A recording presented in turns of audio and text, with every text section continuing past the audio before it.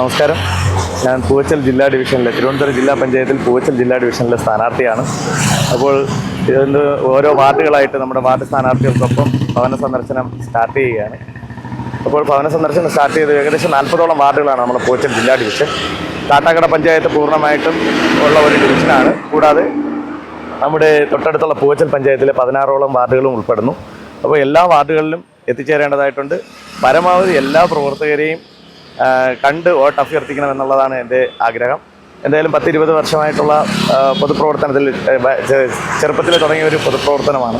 അപ്പോൾ ആ പൊതുപ്രവർത്തനത്തിൽ എല്ലാവരെയും ഒരു ആത്മവിശ്വാസമുണ്ട്. 100% പൂവച്ചൽ ജില്ലാ ഡിവിഷനിൽ വിജയിക്കുമെന്നുള്ള ആത്മവിശ്വാസമുണ്ട്. അപ്പോൾ എല്ലാവരുടെയും ആത്മാർത്ഥമായിട്ടുള്ള പ്രാർത്ഥനയും സഹകരണമൊക്കെ ഒപ്പം ഉണ്ടാവുമെന്ന് പ്രതീക്ഷിക്കുന്നു. അപ്പോൾ എനിക്കൊപ്പം മത്സരിക്കുന്ന വാർഡ് സ്ഥാനാർത്ഥികളെയും അതുപോലെ ബ്ലോക്ക് സ്ഥാനാർത്ഥികളെയും അതുപോലെ എനിക്കും താമര ചിഹ്നത്തിൽ തന്നെ വോട്ടുകൾ രേഖപ്പെടുത്തി വിജയിപ്പിക്കണമെന്ന് അഭ്യർത്ഥിക്കുകയാണ്.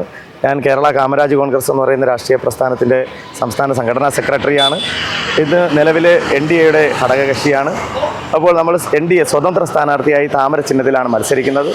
എല്ലാവരും താമര ചിഹ്നത്തിൽ വോട്ട് നൽകി വിജയിപ്പിക്കണമെന്ന് അഭ്യർത്ഥിക്കുന്നു. ജയ് ഭാരത്.